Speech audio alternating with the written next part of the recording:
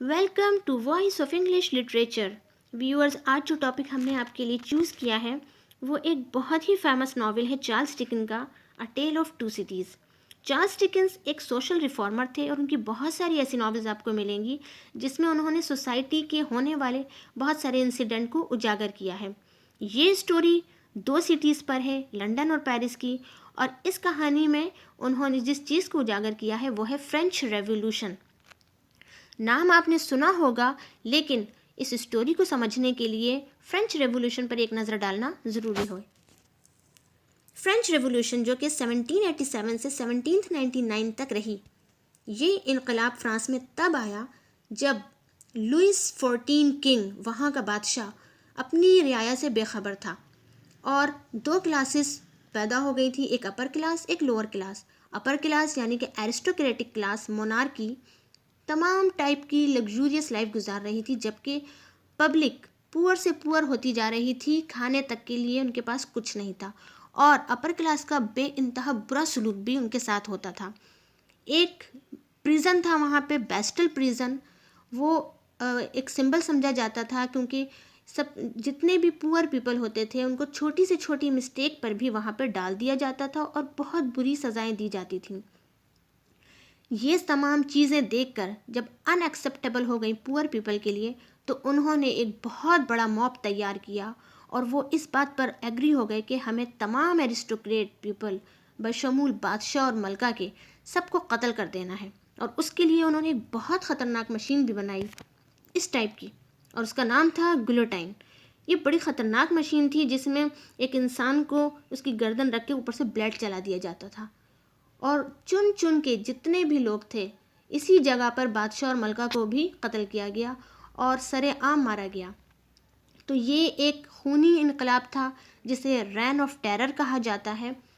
तो यहाँ पे बुरी बात ये हुई थी कि अपर क्लास में कुछ अच्छे लोग भी थे, लेकिन क्योंकि उनके साथ ये जुड़ा हुआ था कि वो अपर क्लास के हैं, तो उनको भी यहाँ पे कत्ल कर दिया गया था। तो फ्रेंच रेवोल्यूशन, होप कि आपको थोड़ा समझ आ गया होगा। तो अब हम इस कहानी पे चलते हैं ताकि आपको ये फ्रेंच रेवोल्यूशन की स्टोरी समझ आए। ये एक फिक्टिशियस स्टोरी है, लेकिन इसमें जुड़ा हुआ फ्रेंच रेवोल्यूशन हकीकत पर मबनी है। कहानी का स्टार्ट होता है 1775 से और फर्स्ट चैप्टर है रिकॉल द लाइफ। यहाँ पे स्टार्ट होता है एक लड़की लूसी मैनेटी नाम की, जो कि अपनी आया मिस प्रोस के साथ रहती है कि अचानक उसको खबर मिलती है जर्विस लॉरी से। ये लंदन में रहने वाली फैमिली है और उनको खबर ये मिलती है कि उसके फादर, जो काफ़ी सालों पहले किसी मिस्टेक या किसी वजह से बेस्टल प्रिजन में कैद थे, उनकी डेथ हो चुकी थी। उसको खबर मिलती है कि वो ज़िंदा है और ये ख़बर उसको जर्विस लॉरी उसके अंकल देते हैं और ये बताते हैं कि पेरिस में उनका एक पुराना नौकर था। उस नौकर का नाम था मिस्टर डिफार, जो इसकी वाइफ मैडम डिफार, जो वहाँ पे एक वाइन शॉप चलाते हैं और उस वाइन शॉप में कुछ रिवोल्यूशनरी एक्टिविटीज़ भी होती हैं। उन्होंने डॉक्टर मैनेटी को चुपके से उस बेस्टल से निकाल के अपनी वाइन शॉप में शिफ्ट कर लिया है। लूसी मैनेटी को जैसे ही ये खबर मिलती है वो बहुत खुश होती है और अपने अंकल और मिस प्रोस के साथ पेरिस के लिए निकल जाती है। और जब वो वहाँ पहुँचती है तो उसके फादर, जो कि डॉक्टर मैनेटी हैं, जो किसी ज़माने में एक डॉक्टर थे, अब इतने साल प्रिजन में रहने के बाद वो अपना दिमागी तवाज़ुन खो चुके हैं और मुस्तकिल शू मेंडिंग कर रहे हैं। शायद उन्होंने प्रिजन में यही काम किया था, इस वजह से उनके किसी लाशऊर में यही चीज़ बैठ गई थी। जब लूसी अपने फादर को देखती है तो वो उसे नहीं पहचान पाते, लेकिन लूसी हिम्मत नहीं हारती और उनको याद दिलाने की कोशिश करती है। आखिरकार डॉक्टर मैनेटी को आहिस्ता आहिस्ता अपनी बेटी याद आ जाती है। 18 साल कैद में वो रहे थे, जबकि उनकी बेटी सिर्फ 17 साल की थी। उन्होंने अपनी बेटी को कभी नहीं देखा था, लेकिन उसके गोल्डन हेयर से वो पहचान गए क्योंकि उनकी वाइफ के हेयर भी गोल्डन थे। और यहाँ पे जब वो अपनी ज़िंदगी की तरफ लौटते हैं तो आखिर डिसाइड करते हैं कि वापस लंदन जाएंगे और फिर पेरिस छोड़ के वो लंदन जाने लगते हैं। और यहाँ ये फर्स्ट चैप्टर ख़त्म होता है। सेकंड चैप्टर स्टार्ट होता है द गोल्डन थ्रेड। ये चैप्टर पेरिस में स्टार्ट होता है एवरमॉन्ट फैमिली से, जो कि एक बहुत ही एरिस्टोक्रेट फैमिली है और पुअर पीपल पे बेइंतहा जुल्म करती है।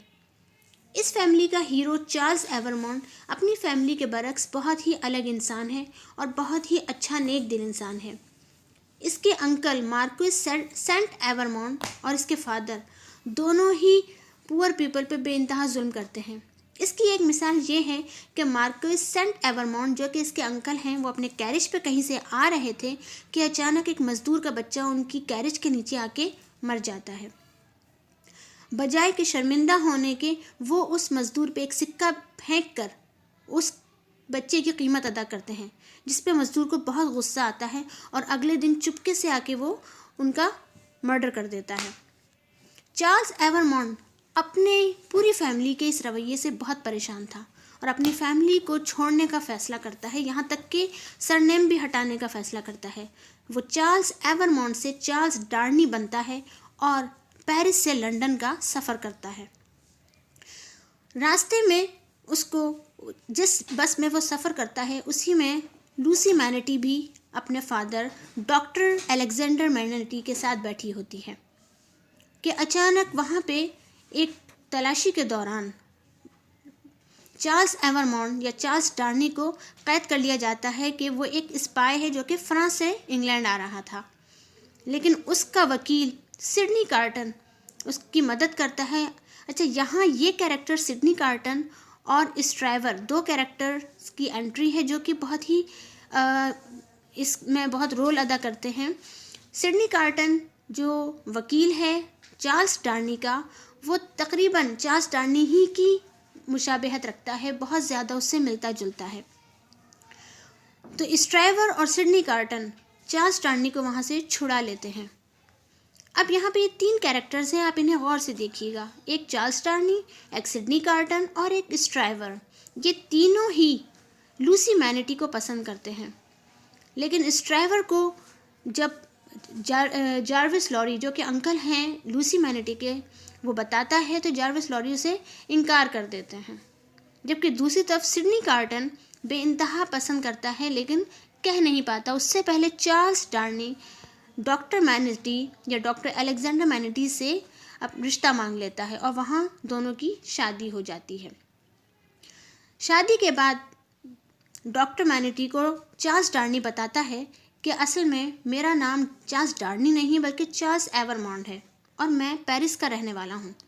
जब डॉक्टर मैनेटी ये सुनते हैं कि चार्ल्स डार्नी एक्चुअल एवरमॉन्ट फैमिली का है तो वो अपना दिमागी तवाज़न दोबारा खो देते हैं और यहाँ पे वो शू मैंडिंग, जो कि उनका अनकॉन्शियस होने का एक नतीजा है, उसमें वो दोबारा मगन हो जाते हैं।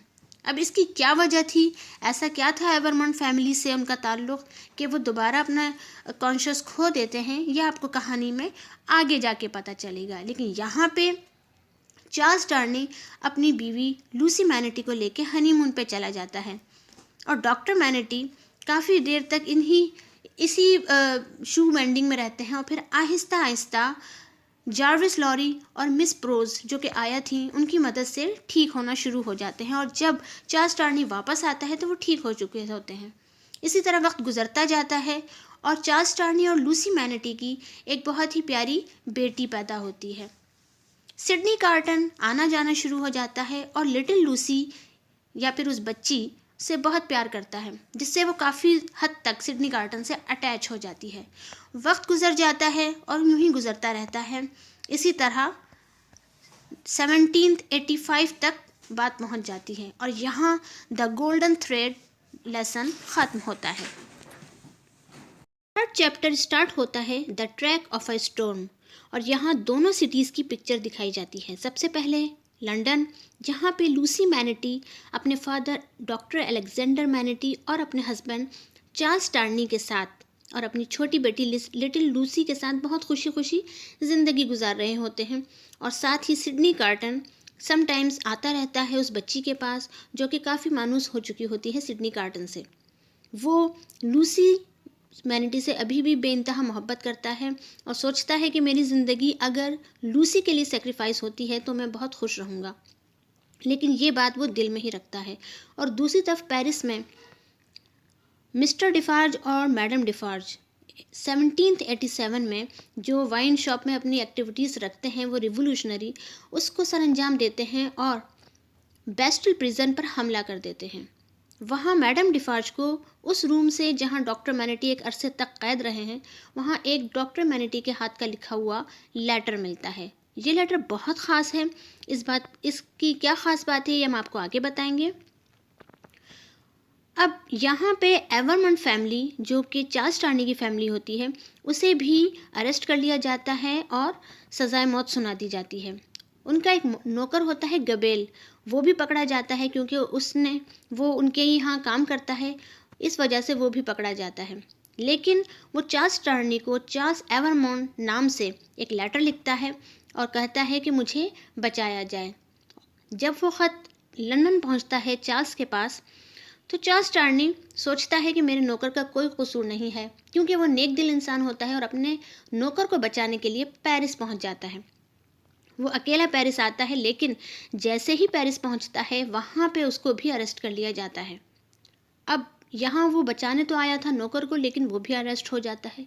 दूसरी तरफ जैसे ही डॉक्टर मैनेटी को पता चलता है कि उनका दामाद जो है अरेस्ट हो गया है, वो फ़ौरन पेरिस आ जाते हैं अपनी बेटी के साथ।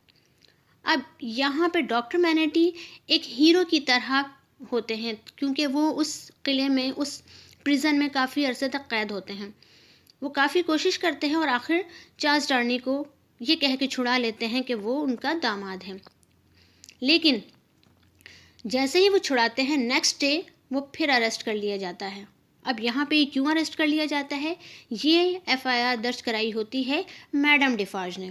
क्यों? क्योंकि डॉक्टर मैनेटी का एक लेटर उनके हाथ में होता है और उस लेटर में लिखा होता है कि एवरमंड फैमिली से ताल्लुक़ रखने वाले लोगों ने क्या किया था गरीबों के साथ, और चार्ल्स टार्नी एवरमंड फैमिली का ही है।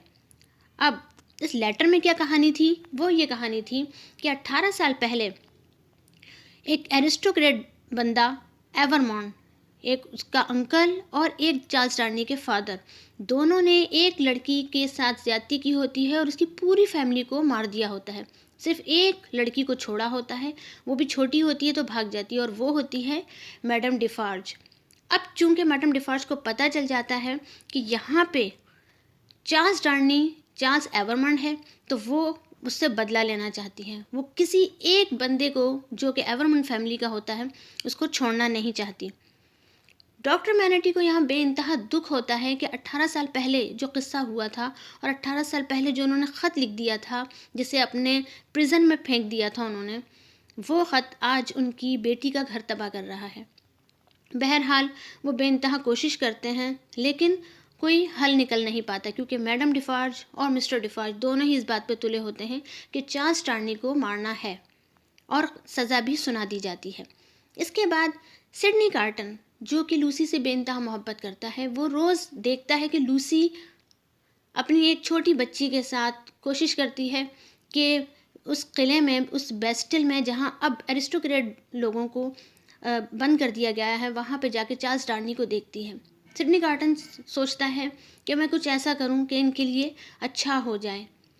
जब वो वाइन शॉप जाता है तो वहाँ मैडम डिफार्ज और डिफार्ज की बात सुन लेता है कि चार्ल्स टार्नी को तो सज़ाए मौत हो चुकी है, लेकिन चार्ल्स टार्नी से ही लूसी और उसकी बेटी भी मुंसलिक हैं, यानी कि अब वो दोनों भी एवरमंड फैमिली से ही ताल्लुक़ रखती हैं, तो उनको भी मारना ज़रूरी है।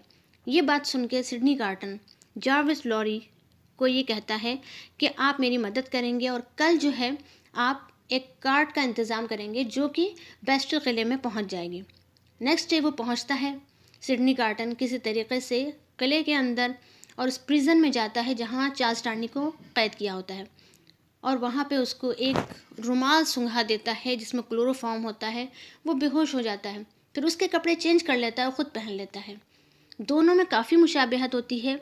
उसे पता होता है कि किसी को पता नहीं चलेगा, और फिर मिस्टर लॉरी जो हैं वो चार्ल्स टार्नी को लेके पहुंच जाते हैं वाइन शॉप में, और यहाँ से चुपके से मिस्टर लॉरी और डॉक्टर मैनेटी साथ में बेहोश चार्ल्स टार्नी और लूसी और उसकी बेटी, वो एक कार्ट का इंतज़ाम करके लंदन की तरफ निकलते हैं। लेकिन मैडम डिफार्ज देख लेती हैं। वो लूसी को और उसकी बेटी को मारना चाहती हैं, जिसकी वजह से मिस प्रोज जो है वो उसको शूट कर देती हैं और मैडम डिफार्ज यहीं मर जाती हैं। लेकिन उस धमाके से मिस प्रोज भी बहरी हो जाती हैं। यहाँ से ये लोग चले जाते हैं लंदन, जबकि अगले दिन एक ख़ास सीन होता है, जब एक फांसी का सीन होता है। एक उसी मशीन के अंदर जब सिडनी कार्टन को डाला जाता है और वो बग़ैर किसी कसूर के बहुत आराम से अपनी गर्दन रख के कहता है कि ज़िंदगी में जितने काम किए, ये पहला काम है जो बहुत अच्छा किया है मैंने। और उसके बाद उस सेक्रीफाइस के बाद उसकी डेथ हो जाती है। तो यहाँ ये कहानी जब ख़त्म होती है तो काफ़ी सारे जो क्रिटिक्स हैं वो चार्ल्स टार्नी के बजाय सिडनी कार्टन को इस स्टोरी का हीरो मानते हैं, क्योंकि एक्चुअल सेक्रीफाइस उसी ने किया था। तो होप कि आपको अ टेल ऑफ टू सिटीज़ बहुत अच्छी तरह से समझ आई होगी। वीडियो अगर पसंद आई और समझ आई तो इस वीडियो को सब्सक्राइब कीजिए, लाइक शेयर एंड कमेंट्स कीजिए। Thank you so much.